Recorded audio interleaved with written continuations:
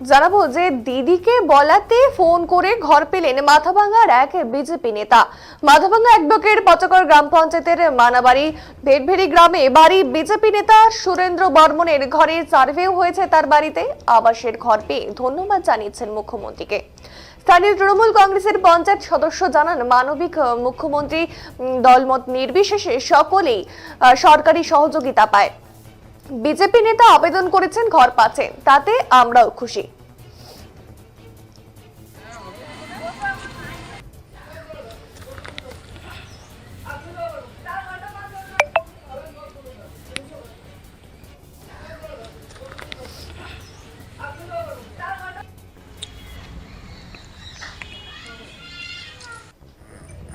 আজকে শুনলাম যে আমার নাম আছে।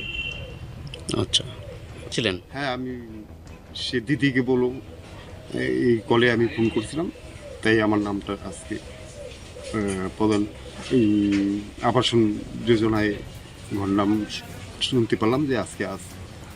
সার্ভে হয়েছে? হ্যাঁ, সার্ভে এর আগে অঞ্চল থেকে করছে, আবার আজকে করে গিয়ে আজকে থেকে 6 মাস আগে। আচ্ছা, ফোন করেছিলেন?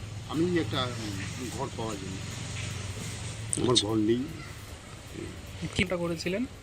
হ্যাঁ, কি করেছিলেন?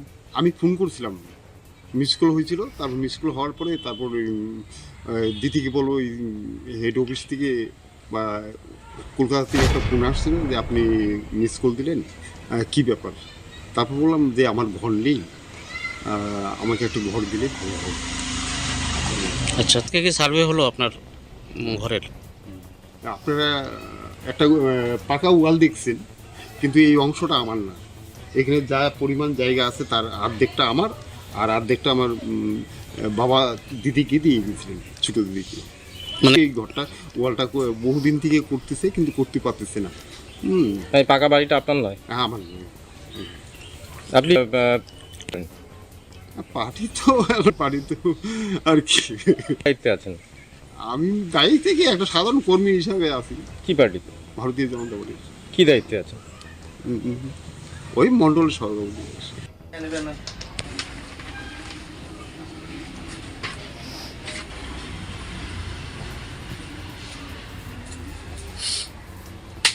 প্রথম কথা হচ্ছে যে সার্ভেটা হয়েছিল 2018 সালের আগে সার্ভেটা হয়েছিল, সেই সময় অনেকের বাড়ির সার্ভেতে নাম এখন আসেনি।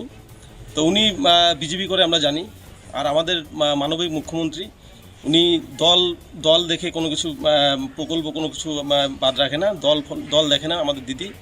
তো উনি মুখ্যমন্ত্রী পোর্টালে ফোন করে যে ঘরটা পেয়েছে তাতে আমরা খুশি। উনি পাক, ওনার দরকার আছে ঘরটার, উনি পেয়েছে, আমরা খুশি। হ্যাঁ, দিদিকে বলো পোর্টাল যে নাম্বারটা আছে এই নাম্বারে ফোন করে অনেকে অনেক কিছু পাচ্ছে, রাস্তাঘাট থেকে শুরু করে সব কিছুই হচ্ছে।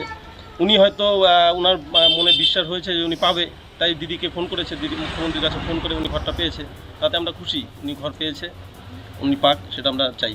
মানে একজন বিজেপি তো বলছি যে দিদিকে যে নাম্বারটা আমাদের পোর্টাল নাম্বারটা আছে, মুখ্যমন্ত্রী পোর্টাল নাম্বারটা আছে, এই নাম্বারে সাধারণ মানুষ ফোন করে। তো উনি বিজেপি করতে পারে, উনি মনে করেছে যে মুখ্যমন্ত্রীকে ফোন করলে হয়তো আমি ঘরটা পাবো, তো উনি ফোন করেছে, ঘরটা পেয়েছে, তাতে আমরা খুশি।